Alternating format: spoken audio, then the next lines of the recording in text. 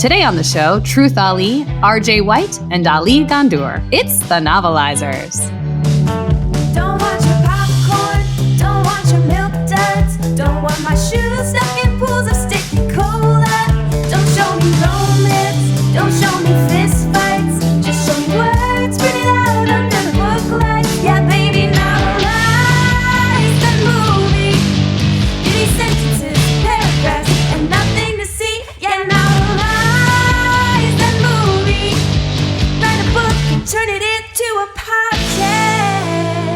Welcome to the Novelizers. I'm Christine Bolin here with Kevin Carter and Stephen Levinson. Guys, how you doing today? I'm good. I'm good. Yeah, great. Enough! Let's cut the fucking bullshit and talk about why we're really here. We're here to turn classic films into funny audiobooks narrated by celebrities. That's it, not to chit-chat about our day. Stephen, what movie are we novelizing this season? The Matrix? That's right. And Kevin, where are we so far in the movie? Trinity and Neo is loading up to fight with like a gazillion guns to get ready to save Morpheus. And back where the agents are, Agent Smith wants to speak alone with Morpheus, and that's when he tells him that he hates the Matrix and wants to get out himself. And that's also why he wants to get to Zion. Back on the first floor of the building, Neo and Trinity is going all Neo and Trinity on everybody and used every bullet they had to make it to the elevator, ma'am. Thanks, Kevin. Stephen, should people support the podcast by going to thenovelizers.com and pitching in $5 a month on our Patreon? Yes. Yes, they should. Okay, then. Today's scene was novelized by RJ White, who has written for McSweeney's, and narrated by Truth Ali, a hip-hop artist and voice actor who has toured with Rakim, and whose 6th album, While You Slept, is available now. Truth Ali, novelize us. The Matrix, Chapter 17. Never skimp on materials. Novelized by RJ White, narrated by Truth Ali. Agent Smith stared at Morpheus. The leader of the human resistance slumped in the cheap beige office chair, lingering somewhere on the border between sleep and death, thanks to the cocktail of drugs Agent Brown had pumped into his body. I'd like to share a little realization I've come to in my time here. It just came to me one day when I tried to classify your species, Agent Smith said, his face contorting into something halfway between a sneer and a smirk. Unfortunately, much of this was reflected in his eyes behind those ever-present sunglasses, so it was lost on his partly unconscious audience of one. Every mammal on this planet develops a natural... He took a pause for dramatic effect. Equilibrium? Morpheus managed to wheeze out. Morpheus trailed off. Yes, right, equilibrium. Agent Smith pursed his lips. Anyway, every mammal develops a natural equilibrium with its surroundings. But you humans do not. You move where you can, filling every area, multiplying again and again until every natural resource is consumed, and the only way you survive is repeating the cycle over and over and over. Agent Smith leaned forward, his slightly more expensive office chair creaking. Was it a Herman Miller? A knockoff? At any rate, it was nicer than Morpheus's. There is another organism on this planet, one that follows the exact same pattern. Do you know what that organism is? A virus, they both intoned at the same time. Agent Smith furrowed his brow, annoyed. He'd rehearsed his speech in the mirror 3 times that morning, and this was totally throwing him off. Yes, virus. He stared at Morpheus, still slumped in the chair. Human beings are disease. Smith stood up, leaning forward, peering at his captive. No, he definitely looked out of it, barely breathing. The agent began to rush through the rest of his speech. You're a plague, cancer on this planet, and we are the cure. Morpheus croaked out in his drug-induced stupor. Yes, cure. Agent Smith looked around for Agent Brown, muttering under his breath. God damn it. Trinity and Neo stood in the vast, maddeningly infinite, maddeningly empty, maddeningly blank, maddeningly white void, waiting. Trinity crossed her arms, looking around. Neo lifted his eyebrows, making a bored clicking sound with his mouth before turning to her. He knows we're in here, right? I mean, we're laying there on the ship in those chairs. We're right next to him. Yes. I mean, it's been like 10 minutes and Neo's phone trilled sharply. He looked to Trinity. She widened her eyes, nodding down toward his hip. "Oh, that's me." He answered the phone. "Hello?" Tank's voice buzzed through the speaker. "Hey, sorry about that. Had to go shake a leg." Neo covered the receiver with his hand, mouthing, "Shake a leg" at Trinity. She shrugged in return. "So yeah, what do you need? Well, aside from a miracle." Neo threw a look of "what?" to Trinity, who made a jacking off motion with her hand. Neo put the phone back up to his ear. Guns. Lots of guns. Like a lot of guns. Just a ridiculously massive number of guns. Imagine so many guns, then add like a dozen? Wait, no. A dozen isn't enough. Maybe like more than that, but a lot. Back on the ship, Tank sat at his console, sighing as Neo went on and on. He glanced at Neo's motionless body in the drive chair, shaking his head and making a jerking off motion. He hit a button on his console. So many guns that the mind just cannot conceive of how. Neo was interrupted by a sudden appearance of racks and racks of guns, whizzing past him in the formless void. It was, to be quite honest, an impressive amount of guns. Glocks, AK-47s, muskets, 45s, Uzis, even those rubber band guns that one kid Derek sold out of his locker in 8th grade. Once the racks finally settled into place, Neo and Trinity began to eagerly grab whatever they could.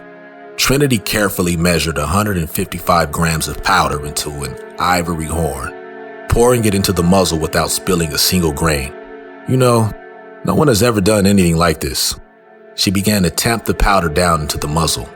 Neo stretched the 4th rubber band tightly over the cog of his little wooden gun. "Yeah?" Trinity nodded, pushed a lead ball down the shaft with the starter, pressing it down securely with the ramrod, then applying finer powder and closing the frizzen. Neo smirked. "That's why it'll work."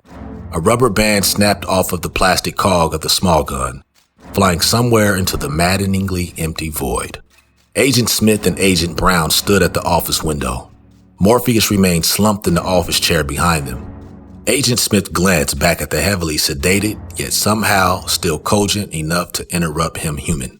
He stared back out at the city. Why isn't the serum working? Agent Brown cocked his head. He glanced over at Agent Jones, standing near the door. "The serum?" Impatiently, Agent Smith nodded his head. "Yes, the serum. The one we usually use.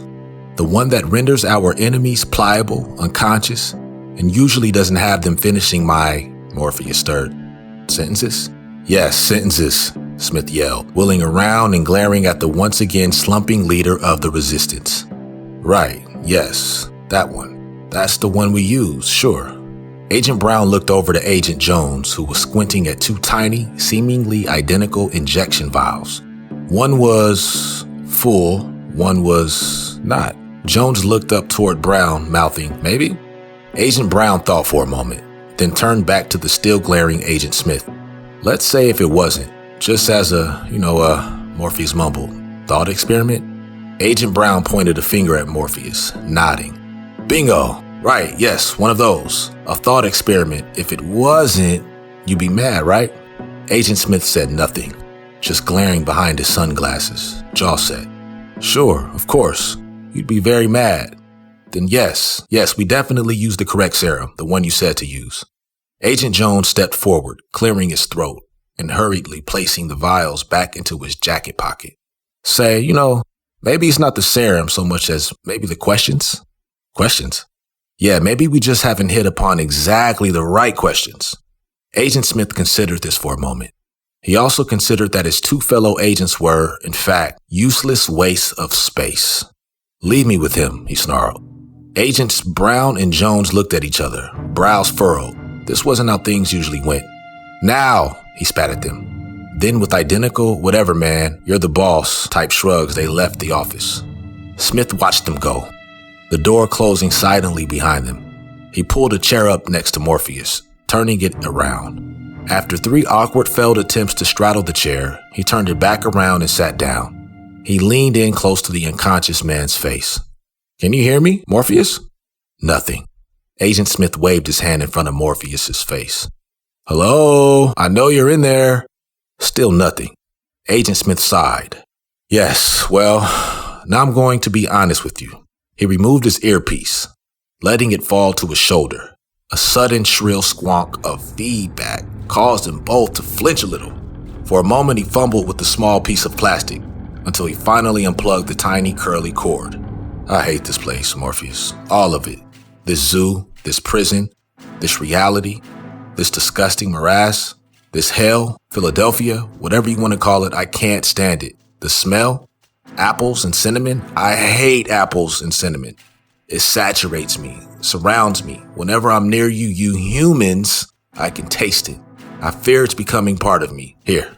Agent Smith wiped a bead of sweat from Morpheus's forehead, sniffing his fingertips with disgust before thrusting them to the captive's nostrils. Disgusting, isn't it? Apples and cinnamon. In his haze, Morpheus wondered if Agent Smith had ever really smelled apples and cinnamon, or sweat for that matter. Agent Smith gripped Morpheus's head tightly. I have to get out of here. I have to be free. Inside this big, bald, beautiful melon of yours is the key. My key. Once that weird boat, shit marine thing of yours, Zion? Yes, Zion, whatever. Once that's destroyed, I can finally leave this place. Do you understand? I can finally be free. Free to get out of here, away from all of the stinking apples and cinnamon. Free to finally buy a boat and start that charter fishing business. But I need the codes to get into Zion. You have to tell me how. Agent Smith began to grip Morpheus's skull tighter and tighter, fingers digging into his skin, gouging in a thankfully virtual kind of way. Or else it could have been even more gross and all skull-crushing. Smith snarled through his gritted teeth. You are going to tell me, or are you going to die? Smith yelled in frustration, squeezing harder. Arthur Pressler straightened the stack of this month's copies of City Magazine, just so. He was excited. It was a big day. After months of renovations to the office tower's lobby, his newsstand was finally reopening. When the project was announced, he wasn't even sure they'd still keep a space for him, but he was assured by the management company that there would always be room for a stand. He was an institution here, after all. In the hotel that stood on this spot decades ago, his great-uncle had owned a prosperous cigar stand. When it was raised for this office tower, he decided to follow in the family tradition and take on the lease for the concession. How long ago was it now? It was difficult to remember. The memories sometimes became hard to sift through, but Arthur just chalked that up to aging. But that didn't matter. Now, today, the grand reopening, after months of waiting, Arthur looked forward to seeing his loyal customers again. The security guards, always hanging around talking about the city's big game last weekend. Agent Brown, who stopped by each morning for a coffee, black, no cream, half a sugar, and a copy of the day's city news. Oh, sure, even Agent Brown's superior, Agent Smith, was it? Though Arthur was sure he was always scowling behind those ever-present sunglasses, he even looked forward to seeing that dour one again. Arthur took in the lobby. He was pleased with the result. Shiny, new, modern, beautiful granite panels everywhere, and so sturdy, so neat. Yes, this was the start of something great. He felt it as he crossed his arms and waited for his customers. He looked over to the revolving door. A rather severe-looking young woman and man had just come in, dressed in black and wearing sunglasses. Maybe they worked with that nice Agent Brown. Arthur Dressler thought as he put out the basket of non-dairy creamers. Maybe they'd like some coffee. Neil strolled calmly to the metal detector, placing his black duffel bag with the city team logo on the conveyor belt alongside. Trinity waited, holding a large metal briefcase. The very instant Neil stepped through the metal detector, red warning lights flashed and the buzzing drone of the alarm went off. Neil picked up the bag on the other side. Security guard number 1, a man so insignificant he didn't even have a name. Great. Another one of these troublemakers who never follow rules, he thought, as he stepped up to the detector, holding out one of those little plastic trays that looks like a pet food bowl. All right, please remove any metallic items you're carrying. Keys, loose change, other keys, those weird credit card-shaped things that somehow still have screwdrivers and bottle openers. Neil nonchalantly opened his coat, revealing a host of guns, knives, climbing axes, a tiny chainsaw, and some sort of lumpy bag. Security guard number 1's eyes widened. He realized just one moment too late that he wasn't just in a science fiction story, but an action science fiction story, and a violent one at that. Holy shh! His final words were cut off by Neo poking him in the chest with such force that he flew backward into one of the columns, cracking the granite tile. Looks like the building management had really cheaped out on materials after all. In a blur of motion, Neo then pulled the rubber band gun from his waistband. Zing, zing, zing, zing. Rubber bands cut down Security Guard 2, Security Guard 3, and Security Guard 5, all collapsing to the ground in a pool of blood and hot rubber. Security Guard 6 dove behind a column and yelled into his radio, "Back up! Send backup now!" He looked up as Trinity calmly walked through the buzzing metal detector. The puff of smoke from a musket was the last thing he saw. A wave of soldiers swarmed and stumbled into the lobby from their adjacent small break room. The building's owners had refused to build a larger break room in the recent renovation. This was a bone of contention. One knelt beside the freshly polished granite column and yelled, "Freeze!" Bullets and smoke filled the air, barely missing the besunglassed rebels as they dove to each side. The soldiers emptied round after round, the granite-lined walls and pillars of the cheaply renovated lobby cracking and exploding around them. Trinity took a running leap, dodging bullets in a magnificent aerial cartwheel, briefly running against the wall, a feat only undercut by the fact that she had actually meant to perform an aerial walkover instead. One of the soldiers neared her cover position, pausing his firing, looking around at the damage and thinking, "This looks so cheap. These panels are paper thin. What did the owner spend the money on? And they couldn't enlarge our break room?" In that moment, Trinity zipped around the column, kicking the soldier not once, not twice, but 3 times before another soldier began firing at her, yelling, "Hey, you kicked that guy 3 times!" In the men's room just off the building's lobby, there was a rustling of paper in the 5th stall. Inside, Security Guard number 4 sat, frozen, eyes wide, his fingers tightly clutching his daily copy of the city news. Moments ago, he was reading about the opening of a new stretch of highway outside of the city when he heard some yelling. Then from the walkie-talkie he'd left on the counter near the sink, the desperate yelling, "Back up! Send back up!" Then crackling, then silence, then more yelling, then thudding. Banging? No, not thudding. Gunfire. Definitely gunfire. Lots of gunfire. And was that a muzzleloader? Security Guard number 4 carefully, slowly, silently lifted his feet up off the floor and hoped that he could crouch like this for a long while. Neo took shelter behind a column that had been shot out around him to his exact body shape, down to a flyaway he'd been contending with all morning, which he quickly smoothed down. Click. He was out of ammo. Neo tossed the spent rubber band gun aside, reaching into his coat, pulling out a large pillowcase. He began to run toward the gunfire, swinging the bulky parcel wildly. Large brass doorknobs spilled out into the tile floor, seemingly in slow motion, as the deadly load made contact with skull after skull. Techno music could be heard faintly over the lobby's tinny, cheap speakers. A soldier had a bead on Neo, not even noticing Trinity's approach. Briefly, she considered her strategy. 3 kicks to him and a 4th kick to his gun made her point. Click. Once again, Neo was out of ammo, a trail of heavy doorknobs strewn behind him. He tossed the empty pillowcase aside before performing the aerial walkover Trinity had wanted to do moments earlier. Sticking the landing, he grabbed the nearby discarded automatic rifle. Well, not discarded on purpose. The original user was dead. Neo sprayed the line of soldiers with bullets. Right, he thought. Actual guns sometimes work better. Who knew? Finally, silence. Trinity recovered the metal briefcase. Throughout the lobby, bodies slumped to the floor. Sparks from severed wires and destroyed lighting zapped the air. Chunks of plaster and surprisingly thin, cheap granite fell to the floor, covered in dust and blood. With a confident stride, Trinity and Neo approached the elevator. He hit the up button. They waited a moment. Someone moaned behind them. Somewhere off the lobby, the muffled sound of flushing. Smoldering newspapers shifted as an older man hid behind them over by the newsstand. Neo's hand moved toward the button again. Trinity grabbed his wrist. You already pressed it. With the cheerful ding, the elevator arrived and the duo stepped in. Neo glanced at the panel a moment. Hey, do you know what floor? The doors closed. Thank you, Truth Ali. Ever notice that the credits to movies are real long and they only mention Keanu Reeves and Lawrence Fishburne like once or twice? That's because tons of people are involved in making movies like The Matrix. Each week, we meet one of those people. Let's hear that interview. All right, I'm Kevin Carter here with another interview portion of the Novelizers. I'm here with Ali Ghandour, who is the digital marketing coordinator, or was, for the movie The Matrix. Ali, how's it going? Very good. Thank you so much for having me. Yeah, not a problem. Glad to have you here. Can you please tell us what it is that you do? Like, what is a digital marketing coordinator? Yeah, it's a good question. At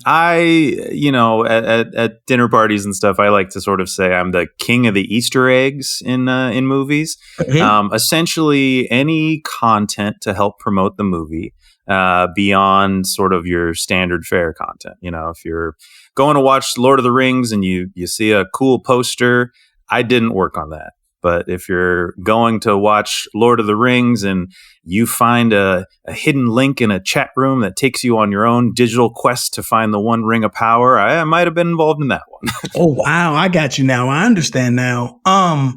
Is there any that you can speak of for us that you've done like for specifically with The Matrix that people may have been like, oh, I remember that or something like that for the movie? Yeah, definitely. So, one of the first ones we had right off the bat, if you remember, we had a big Super Bowl commercial. And the Super Bowl commercial led to, finished with a link saying, whatisthematrix.com.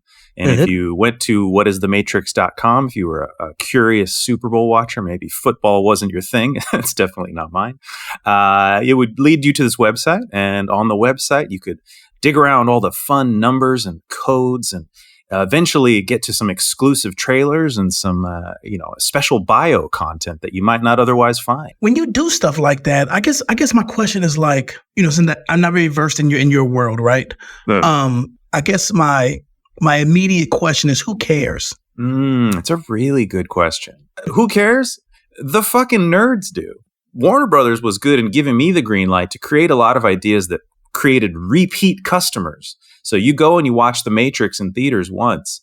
Maybe it's going to bring you back because it's an exciting movie and cool ideas. I don't know. Maybe. But I think what's really going to bring you back and buy a second ticket is that mystery. I have to watch this scene one more time. I can't wait for the DVD to come out. I need to crack this code. I like that idea, like when it comes to because it makes you work. It makes you enjoy things a little bit more, But what I'm worried about is we talk about the nerds, right? And it's like the nerds love this and like that. That seems like a niche thing. It's not, it's nerds out there, but like, what if somebody came out with, just a book that had all of the same information in it?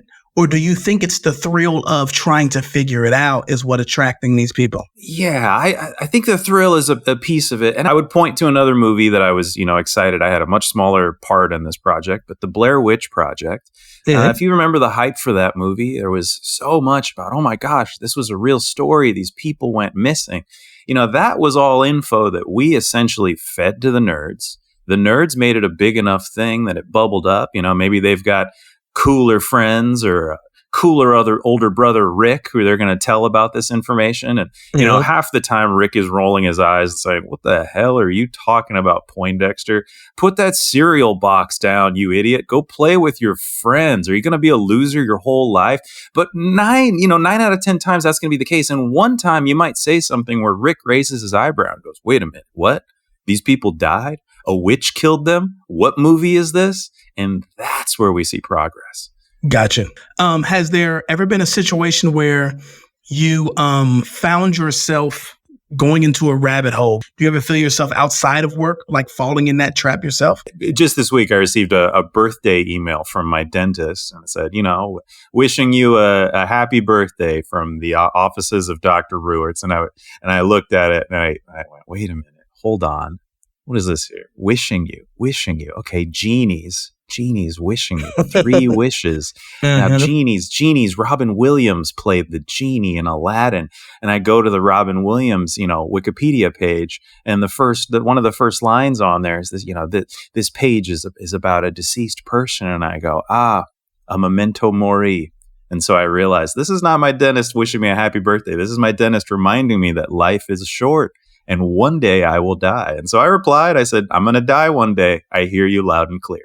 Did he reply with yes, or did he just not reply at all? The Office. I think the Office people send those kinds of messages, but I didn't receive that message. And when I went into the next visit, I did have someone, one of the hygienists sort of asked me like, "Hey, is everything okay? Are you having health problems? Is something? Are you, your email kind of spooked us in the office a little bit?" And I went, did that not?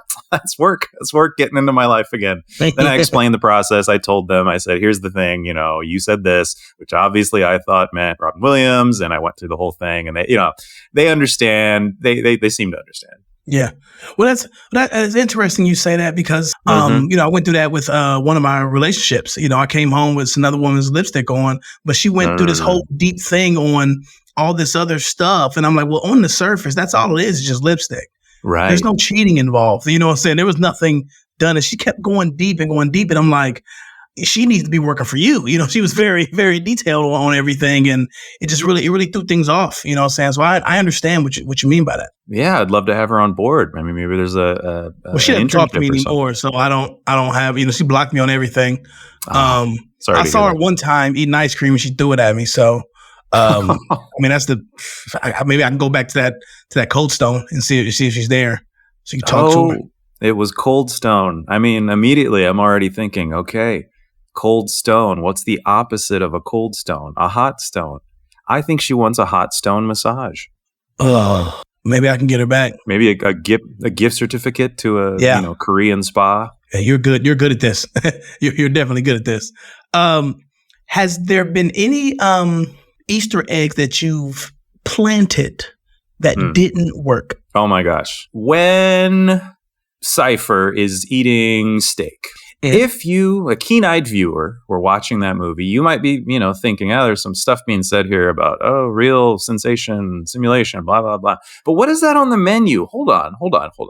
If I zoom in, if I look hard enough, if I'm sitting in my seat at the theater and I look closely, I see that there's an address on that menu. Maybe this is just an address that's for the fake restaurant. It's supposed to make the address look real. But no, this was an address that we planted, and there's no city listed on the address. But if you enter the address and dig around, the only address for a steakhouse was in Valencia, California. It was a Black Angus steakhouse. So what we did was we had at a Black Angus in Valencia, California for the several months following the trailer release of this movie and the actual release of this movie. Every night, sitting at a table from 7 to 10 at the Black Angus in Valencia, California, was one of our operatives, a man who looked very similar to Joey Pants, eating his steak. And if a clever Matrix fan found that clue, they could go in, they could approach him, and they could start their journey. They'd also get 40% off, any single Black Angus steak on the menu. I will say that professionally wasn't, one of my bests. I think that was a bit of a budget sink. We never had anyone, come in and visit. So that was essentially, the energy it took to plant it. The operative, it's a hired actor. This is somebody who, again, looks extremely like Joey Pantino. And he, we had to pay him for several months just to sit there and eat a steak. Black Angus was very mad. There was no seeming, interest in their establishment. And that wasn't even where the riddle stopped. That wasn't where the journey ended. A big message from the Matrix is, how far does the rabbit hole go? And so if someone had found that, we figured thousands of people would find that steak man. But the next step was eating the steak. And after you eat the steak, there's another clue on the T-bone. So you're saying this is one of them situations where it was just too much? Because I'm like, to me, it sounds amazing. It sounds like a 3-year job, a 3-year situation trying to figure this out. But I can see how on the back end, a lot of money is involved with putting this whole thing together. Absolutely. And Warner Brothers was very excited about building out the lore to this world. I would like to, speaking of apologies, I would like to give another post apology to Warner Brothers on how the budget for this one we didn't see the return on this. The Matrix was massive, but in this one sphere, we had several Easter eggs in this movie that no one ever found. We definitely made them way too hard. Yeah. I apologize to the fans. I remember, them asking for clues and me saying, well, winky face, they're in there. Keep looking. And yeah, still so many things set up around cities that were just never touched. I understand completely, man. I'm sorry to hear that. So I think it's a great time to let you know that I'm a screenwriter, and I have an idea for one that I think you'd be great for if you're interested. As a marketing coordinator? But I want to give you a bigger role. Still marketing coordinator, but the movie is based around your ability to market coordinate. Interesting. So the name of the movie would be called April's Fools, and it'd be built around Easter. And I would like the idea of you putting Easter eggs in Easter eggs, and the whole movie is just one big ass Easter egg. Like, you don't really know that you're finished with the movie until you've solved the Easter egg. And you're like, oh, okay, I figured it out. Oh, the movie's over. I see what they were doing this whole time. Blah, blah. And it's just a bunch of Easter eggs that go into something else until you're down at the end. Yeah, I am fascinated by this idea. I can see it now that the movie ends and the audience, the credits roll and the audience gets up to leave, but now the doors are locked in the theater. Exactly. And it's what is this? I thought we're done, and then just boom on the screen. You're not done. Find all the eggs. Yeah, it's a whole Rocky Horror situation going on where it's like, this is a whole immersive experience. This is just more than just watching a movie. Yes. They have to find all the eggs, and they start. Somebody goes, "Wait, I found an egg under my seat," and they look at it, they pick it up, and it's an Easter egg decorated, and people find more, and then all of a sudden people start going, "What's that smell?" Are those eggs? Are these rotten eggs? Oh my God, we're locked in a theater with rotten eggs. And then you start thinking back on the movie and it becomes a more memorable experiance. I think that's wonderful. I'm glad you enjoy it. Because it took me a while to figure it out, but I didn't really know how to keep it going. You know what I'm saying? I didn't get past, say Easter egg and the Easter egg, but you know what I'm saying? I need someone to get me past that part. There are, part of the boring part of my job are the logistical issues. The experience we described is for one theater. So maybe that works for the first screening, but then how does that scale? How do we do that at every AMC in America? How do we, landmark theaters notoriously stubborn sons of bitches about these kinds of things. So, how do you operate on that kind of level, which is, part of my job. That's a lot of emails, but I think at the end of the day, convincing a bunch of theaters to plant several dozen eggs in the screening ahead of time and explaining to them what the benefit is and how this supports your vision. I think that's all worth it. I greatly appreciate that. This is going to be great. I'm ready to get this thing started right now. Ali, I want to thank you for joining us for a great time today and really helping us dive in on the marketing aspects of The Matrix. I want to appreciate you for coming out today. Absolutely. Can I leave the fans with one Easter egg that no one's found yet? Just a little clue. I would have it no other way. Everyone loves an anagram. Neo stands for one, which is a big part of the movie, but no one ever figured out what Morpheus was an anagram for. So I just want to give the top of the trailhead just to let people start their journey. Ho rumps. Was that the one? Was that it? That's the anagram. Start there. Follow the white rabbit. Morpheus is an anagram for ho rumps. Ho rumps. I wish you luck. Thank you very much. You hear that here, ladies and gentlemen? Ho rumps. Ho rumps. Go look for it. Go watch the movie and find that Easter egg. I've been Kevin Carter. You've been listening to the Novelizers. You have a good one. And that's it for our show today. Join us next week. Comedian Lane Moore and SNL's Andy Bobra will be here, and you won't want to miss it. Special thanks to this week's contributors, RJ White, Truth Ali, and Ali Ghandour. Stephen, unplug us from this matrix. Sure thing. The Novelizers is produced by me, Stephen Levinson, with Graham Douglas, Kevin Carter, Christine Bowen, Dennis DeClaudio, Rob Kuttner, and Sucheta Spokil. Music by Cole Emhoff. Graphic design by Crystal Dennis. Theme song by Andrew Lynn. Performed by Knots. Special thanks to Chris Karwalski and WYSO Radio in Yellow Springs, Ohio. The Novelizers is a work of parody unauthorized by Warner Brothers. Follow The Novelizers on Instagram, Threads, Facebook, and TikTok, and please donate to our Patreon. Copyright 2024, Novelizers LLC. Take us out, Amy Mann. There was a matrix made of computers. There was a guy who could dodge all of the bullets. He lived in fluid, just like a fetus. But he was born again like baby Jesus. Novelize